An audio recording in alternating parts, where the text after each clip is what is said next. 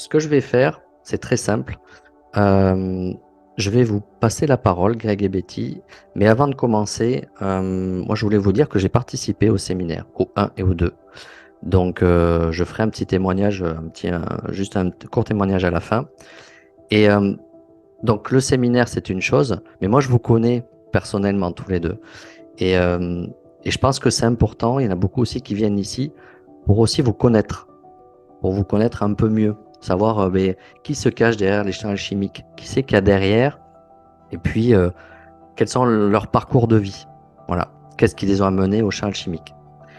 Donc si vous voulez commencer, alors Greg ou Betty ou Greg, comme vous voulez, l'un ou l'autre peut commencer. Et j'aimerais bien que vous puissiez vous présenter sur votre parcours. Alors allez-y, mettez-vous d'accord comme vous voulez. Elle Qui veut veut que je commencer? commence. Tu commences, Greg? Tu vois, d'habitude, elle veut toujours, elle dit que je parle toujours trop, mais elle me donne la parole déjà. Ah, c'est pour que tu chauffes la salle, Greg, c'est pour ça. Ça commence bien. Mon Alors, qu'est-ce que parcours tu peux me dire sur toi? sur moi. Eh bien, j'ai bientôt 48 ans. Euh, et je suis thérapeute depuis plus de 23 ans. En fait, ma vie a bifurqué à peu près à la vingtaine avec un problème de santé. J'étais pas du tout parti pour être thérapeute tel que je suis aujourd'hui. J'étais plus parti pour rentrer dans le côté médical ou paramédical. Mais voilà, ça s'est passé différemment. Donc ma vie a vraiment changé au moment où j'ai eu ce problème de santé. J'ai eu alors, ce qu'on appelle la maladie de Burnshot au niveau des yeux. Donc je devenais aveugle des deux yeux. Donc j'avais perdu 6 et 7 dixièmes, on va dire, à chaque œil. Et voilà, donc on m'avait dit que j'avais là-dedans. Bon, il faut voir qu'en même temps, en parallèle, il y a des choses qui sont ouvertes au niveau, on va dire, des énergies de la spiritualité, ce qui n'était pas du tout mon dada. Mais je pense que c'est ça qui m'a donné aussi beaucoup de force. Parce qu'autrement, en fait, j'aurais fait le chemin classique. Alors j'ai fait mes 6 mois de chimio, aller voir tous les hôpitaux de France et de Navarre.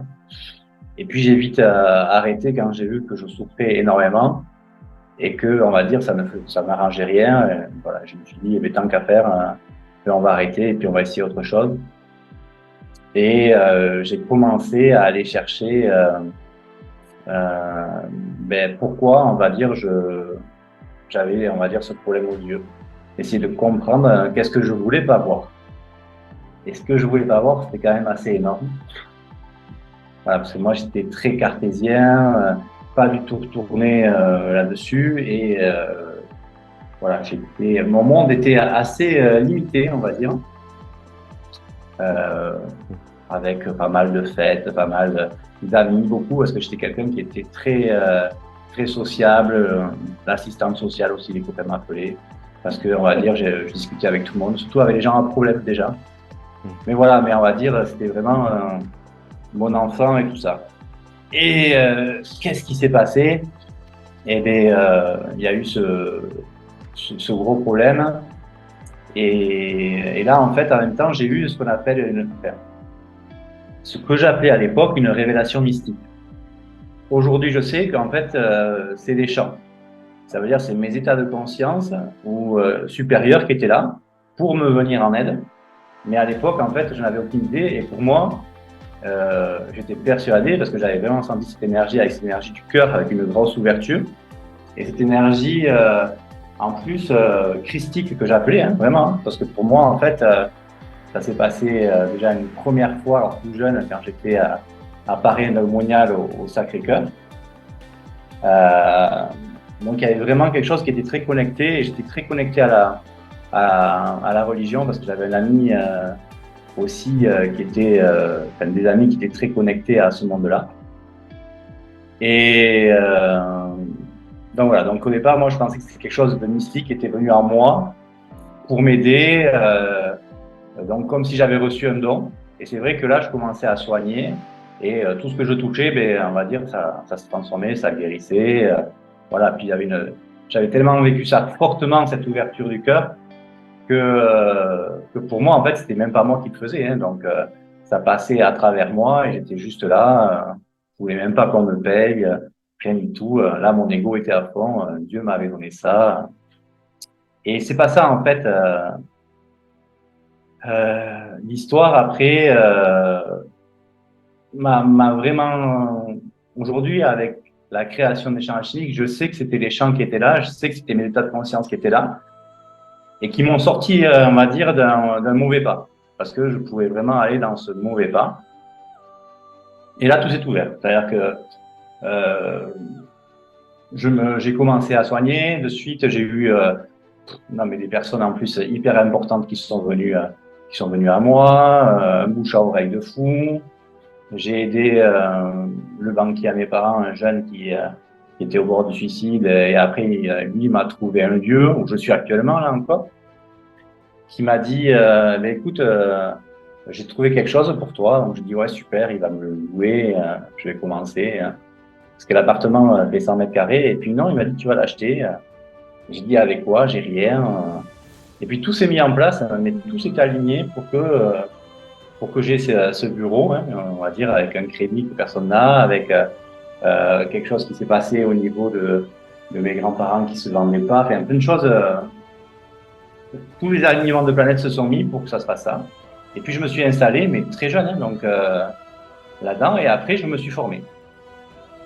Euh, je me suis formé. Alors au départ, je connaissais pas Betty. Hein. Je me suis formé en psychothérapie avec Lise Bourbeau, donc j'ai fait tout le cursus. Et même le cursus à l'époque, c'était rigolo d'animateur conférencier, ça veut dire il y a plus de 23 ans. Et avec elle, c'est elle qui formait encore à l'époque, c'était pas ses élèves. Hein. Et j'étais jusqu'au bout parce que ça me plaisait, je voyais ces gens animés, je me disais waouh, c'est génial. Et en fait, c'était déjà là, quoi. C'est-à-dire que c'était déjà en train de me préparer à faire les chants, à animer ça, parce que je les voyais tellement prendre leurs pieds que je me disais mais c'est ça que je veux faire, quoi. Et donc, ça est resté dans le coin de ma tête. Et puis, j'ai commencé, surtout parce que j'avais beaucoup de bouche à oreille et de soins à soigner à droite et à gauche. Et j'ai fait ça pendant 20 ans. Betty est arrivée après dans ma vie en 2003. Et moi, ici, je crois que j'achète en 2000 ici à Pau. Et donc, très vite, après, il y a eu la rencontre avec Betty. Voilà. C'est-à-dire qu'avant, La j'avais deuxième révélation. ouais. J'avais personne dans ma vie parce que pour moi, c'était pas important. J'ai vécu deux grosses déceptions amoureuses jeunes et puis voilà. Et puis après, Betty est arrivée et ça a été l'accélération des choses. Et bien sûr, après, la quête, la recherche, elle vous racontera un peu sa vie, mais on était sur le même réseau. Donc, premier cadeau qu'on se rencontrait, j'avais une copine très généreuse, hein, très fortunée, bon, pas trop, mais elle m'a, elle m'a offert un voyage pour partir en Amazonie et au Pérou. Donc, on est partis ensemble, Bolivie, Pérou. Et là, déjà, on a vécu des choses sympas avec un chaman. Je crois que l'année d'après, on part en Inde où on va voir Satya Sai Baba, des grands maîtres, le Dalai Lama, où vraiment on est invité même à être auprès de lui. On fait un peu des choses fantastiques. C'est les moines qui viennent nous chercher. On se retrouve à 5 mètres de lui pour au milieu de tous les moines. Alors au milieu de tous les moines, alors qu'en fait les laïcs, on va dire, ou voilà, les pas là, quoi. Et pareil chez Sri Aurobindo. Et puis vraiment le gros truc qui s'est passé quand j'ai eu mon problème de santé, après derrière, une fois que j'étais guéri, j'ai rencontré François Gérard, qui est une personne qui a guéri d'un cancer en phase terminale, qui avait un cancer du sein, et elle a écrit plusieurs bouquins qui sont super. Et voilà, Cancer, mon chemin de guérison, et puis je sais qu'il y a 2 autres tomes. Et elle m'a dit, Grégory, il faut absolument que tu ailles voir Satya Sai Baba, que tu ailles voir Sony aux Philippines. et elle m'a fait rencontrer Sony, donc c'est les guérisseurs philippins. Et là, ça a été vraiment une grande révélation, parce que j'étais guéri à l'époque, hein, mais j'étais vraiment en quête. Voilà. Je pense que tout le monde est en quête, mais ne le savent pas. Et là, j'étais vraiment en quête et voilà. Et le maître est arrivé et sans demander, en fait, m'a proposé, on va dire, de me mettre sous son aile, quoi, et à me former. Donc, en plus, aux éléments. Lui, son élément, c'est le feu, c'est l'Esprit Saint. Et encore une corde de plus. Donc, j'ai passé 3 semaines avec lui là-bas aux Philippines. Après, il venait en France et on a fait des travaux, des neuvaines, des initiations dans les grottes de cristaux. Hein. Là, on se retrouve avec les deux. Ce que je vous fais maintenant, ce qu'on vous fait au séminaire, mais on remet vraiment les mêmes conditions pour pouvoir monter ce tour vibratoire. Et là, on a vécu des grosses transformations, des grosses initiations. Très chanceux de tout ça, parce que la personne qui traduisait nous disait, mais parce qu'à l'époque, on avait vraiment un anglais moyen, et elle nous disait, mais jamais il le fait ça.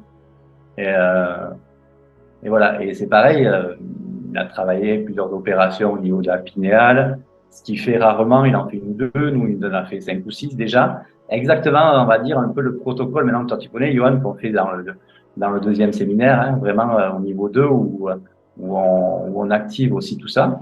Mais en fait, on s'aperçoit que tout était là déjà depuis le début, et il a fallu 20 ans pour arriver là, mais on n'a pas vu ce qui se préparait du tout. Et ça a été une aventure merveilleuse. On a eu 3 enfants aussi, où on a vécu des choses, Betty vous racontera plus ou moins délicates, mais qui nous ont fait grandir chaque fois, apprendre de l'expérience, comprendre comment on fonctionne, nos potentiels, nos pouvoirs. On a baigné dedans, comment on va dire sanctuariser un corps, sanctuariser un lieu, comment travailler à monter et élever les vibrations des gens, à ouvrir les gens au niveau des potentiels, au niveau des centres sacrés. Après, moi, j'étais très porté vers l'alchimie.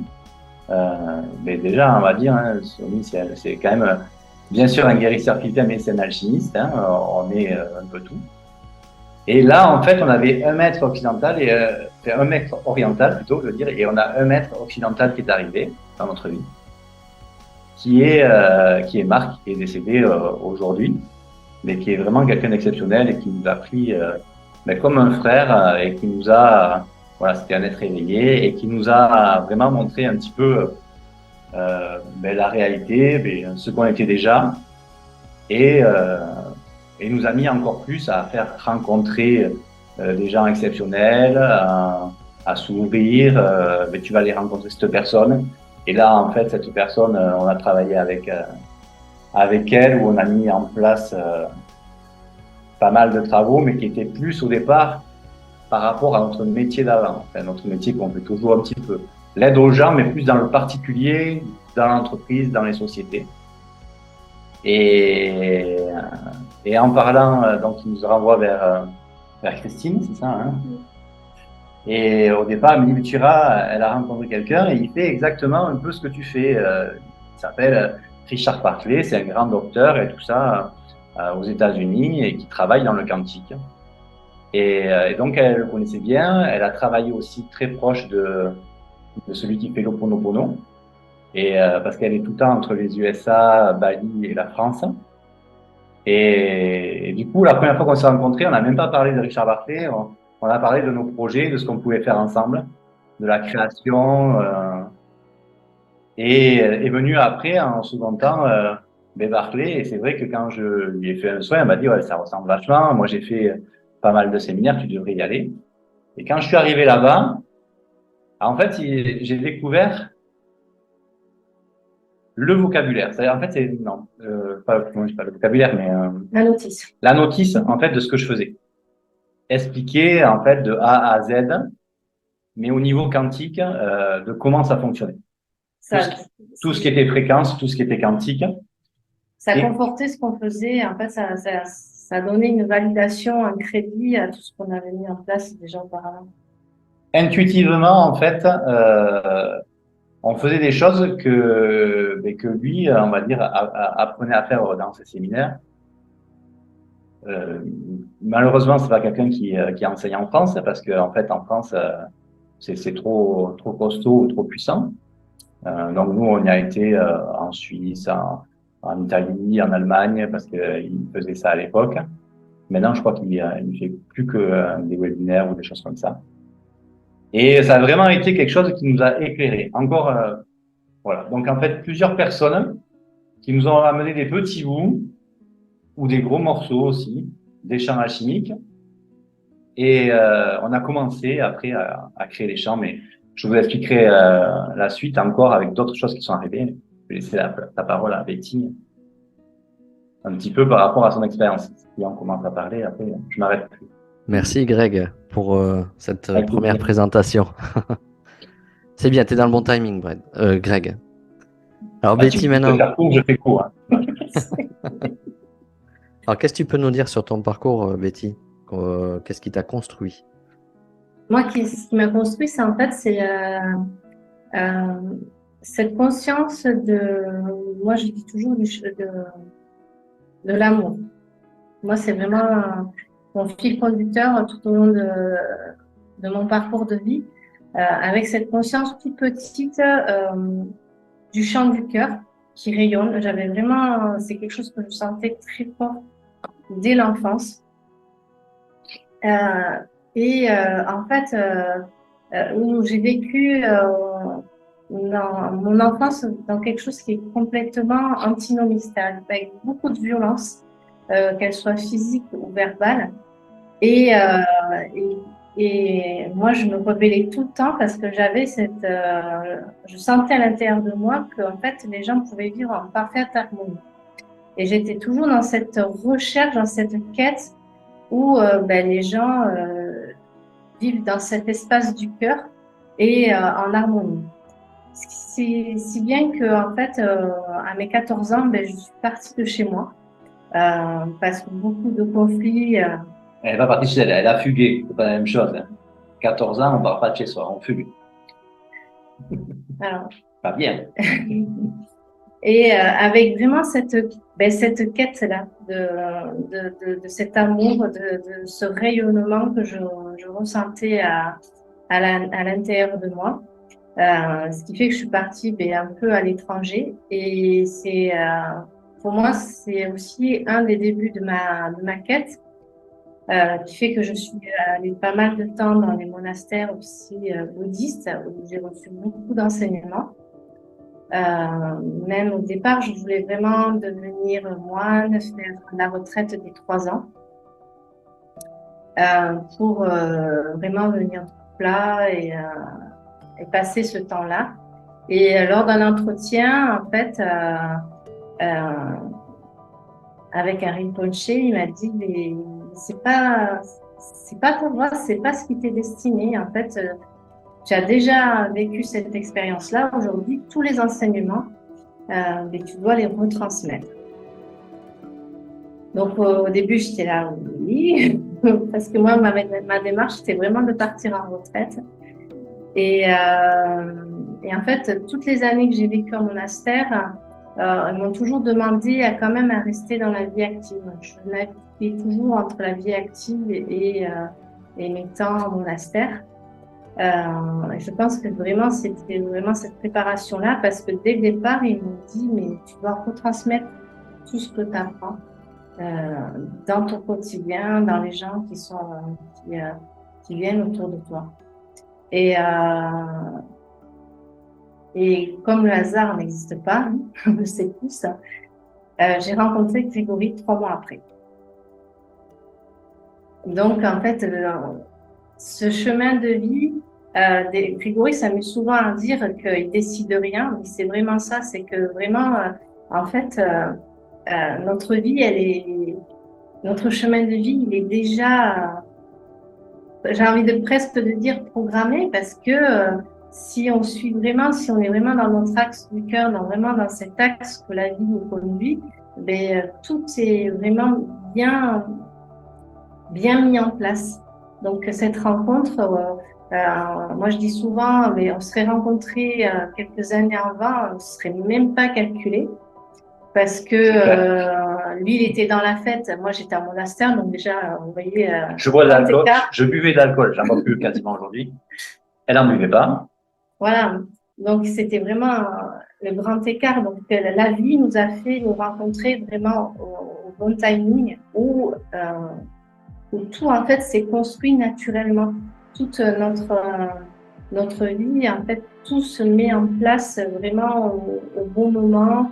Nos initiations, on les a toutes faites ensemble. Et malgré tout, on est différents. C'est-à-dire que les gens qui viennent nous voir en soins, mais des fois, ils vont venir voir Grégory. Et puis des fois, Grégory me dit, mais allez voir Betty parce que là, ça correspond plus à son vécu ou à ma sensibilité. Et c'est vrai que nos soins sont complètement aussi différents, malgré qu'on ait suivi voilà, les mêmes enseignements. Et c'est ce qui est vraiment super. Et, et moi, j'ai toujours gardé vraiment cette ouverture de cœur qui me tient du coup vraiment beaucoup à cœur. Et je vois vraiment aussi à travers les séminaires que tout ce que je ressentais petite, c'est aujourd'hui, c'est vraiment ce que j'enseigne également. Parce que quand on est vraiment dans cet axe-là, dans l'écoute de soi, dans le respect de soi, il y a tout qui se met en place. Et aussi, moi, ce que j'aime bien aussi enseigner, c'est vraiment de reprendre son pouvoir créateur. Le mot pouvoir, c'est quelque chose, le mot qui peut faire peur, mais quand il est mis dans son cœur, c'est vraiment le pouvoir de création. Et la création vient du cœur, vient de cet espace-là. Donc, c'est vraiment aussi tout ce qu'on enseigne et qui nous tient vraiment à cœur. Pour reprendre ce qu'elle dit, le mot qu'on ne décide rien, en fait, c'est vraiment ça. Les choses s'alignent et se mettent en place de façon extraordinaire. C'est-à-dire que on a vraiment l'impression qu'on décide de rien, même encore aujourd'hui, par rapport tu vois, même à cette visio ou à tout le reste, ou à tout ce qui est, voilà, tout ce qui en découle, là où ça va nous amener. On décide pas grand-chose. Et à la fois dans un truc, oui, parce qu'on affine, mais sur le principe, on est vraiment dans cette ouverture au possible, au champ des possibles. Et quand tu es dans l'ouverture des champs des possibles, ben, tu sais pas où tu vas. Celui qui sait, on va dire, en fait, c'est voilà, quelqu'un qui te dit qui sait, en fait, il a rien compris. Celui qui dit qu'il sait pas, c'est un sage. Et vraiment, nous, on sait pas. Hein. On savait même pas que, tu vois, on allait partager des choses avec cette équipe ou avec les participants. Maintenant, on a des gens dans les participants qui sont venus à un séminaire avec qui on est des super amis. Enfin, il y a un changement et c'est pas juste un ou deux. On va dire maintenant, ça se compte. C'est une grande famille qui se crée et c'est juste extraordinaire de pouvoir être au centre de cette énergie-là qu'on essaie de faire accroître, de faire grandir et de faire profiter à tout le monde. Mais aussi, en faisant profiter tout le monde, on fait profiter nous parce que là, on vient de quasiment terminer d'écrire le séminaire 3. Vraiment, ça nous fait grandir à une vitesse, mais juste exceptionnelle, quoi. Et il n'y aurait pas ça, je pense pas qu'on serait autant dans la recherche parce que on ferait plus de dossiers, plus de patients. Et là, ça nous fait vraiment grandir, quoi. En fait, donc, on est vraiment dans ce truc de rapport gagnant-gagnant où on apporte aux gens, mais les gens, en fait, ne se rendent pas compte comment ils nous apportent à nous, quoi. Ça nous nourrit de façon exceptionnelle. C'est vraiment un partage. Et après, moi, ce que je voulais rajouter aussi, c'est que j'ai vraiment vécu une deuxième expérience qui m'a aussi encore élevé au niveau de ce cœur, mais aussi de la vision du potentiel des gens. C'est-à-dire, quand j'ai eu ma fille, on a 3 enfants, Grégory vous l'a dit, quand j'ai eu ma fille, en fait, j'ai fait une éclampsie. Et c'est-à-dire je suis tombée naturellement dans le coma, je ne vais pas vous expliquer tous les détails. Et après, je suis restée quelques jours dans le coma. Et en fait, dans ce coma, j'ai vraiment vécu une EMI. C'est vraiment, j'ai vécu ça où pour moi, il y avait cet espace où il y avait absolument rien. Mais en même temps, je sentais mon âme, tout mon être, qui était nourri, accompagné, et pourtant il n'y avait que du silence. Et dans ce silence, dans cet espace, j'ai vraiment pris conscience qu'on avait accès à tout. Et c'est quelque chose qui est toujours à l'intérieur de moi, qui est vraiment en moi. Et j'ai juste à me reconnecter à cet espace-là. Et c'est vraiment un espace qui enfin, il n'y a aucune limite. Et si les gens pouvaient toucher ou vraiment, moi, c'est ce que j'essaye de vraiment leur faire prendre conscience, de toucher cet espace où il n'y a aucune limite, tout est possible. Parce que on n'a aucun fin. C'est-à-dire, on n'est pas un corps, on est vraiment un esprit. Donc l'esprit peut aller où il veut, il peut aller chercher ce qu'il a besoin. Et ces réponses-là, c'est juste à reprendre conscience de ça et de se reconnecter à cet espace qui est à l'intérieur de nous, enfin, qui est nous, on est vraiment cet espace-là. Et du coup, ça ouvre vraiment le champ des possibles avec le cœur. Dans les initiations qu'on a vécues, et bien sûr, c'est pas que les initiations que de grand-mère, c'est aussi l'arrivée de nos enfants. Voilà, ma fille, elle est née, elle avait 6 mois, tu vois, à 6 mois de grossesse, elle n'avait pas 6 mois. À 6 mois de grossesse, elle faisait 900 grammes. Et voilà, il y avait vraiment des choses très difficiles parce qu'on va dire, moi j'avais mes deux femmes, on va dire, en réa, mais aussi cette chance de pouvoir avoir une connexion avec le cœur, avec ma fille d'entrée. C'est-à-dire, c'est moi qui ai accueilli ma fille parce que Betty, elle était encore dans le coma, donc savoir que ma fille a été entre la vie et la mort, il y a cette connexion forte qui est là. Hein. Aujourd'hui, beaucoup de gens la connaissent. Mariam, elle est juste exceptionnelle. Et c'est ça qui aussi nous a fait grandir à ouvrir ce cœur. Parce que quand moi j'ai eu ma première révélation, mon cœur s'est ouvert, mais il s'est refermé. C'est trop fort pour moi. Et vraiment, il s'est refermé peut-être à 80%. Et voilà, aujourd'hui, peut-être que je l'ai rouvert à 70%. Il me reste encore 30% à l'ouvrir. Hein. C'est pour ça que je travaille enfin, que je œuvre plutôt pour vraiment vivre les transmutations du cœur au plus profond. Mais c'est nos enfants qui nous ont fait vivre aussi des super initiations et cette puissance est là. Donc, dans un chemin de vie, il y a une famille. Et nous, on a une famille de cœur. Voilà, on a une famille juste dingue et on est tous connectés par le cœur. Et notre famille ne cesse de s'agrandir ces temps-ci.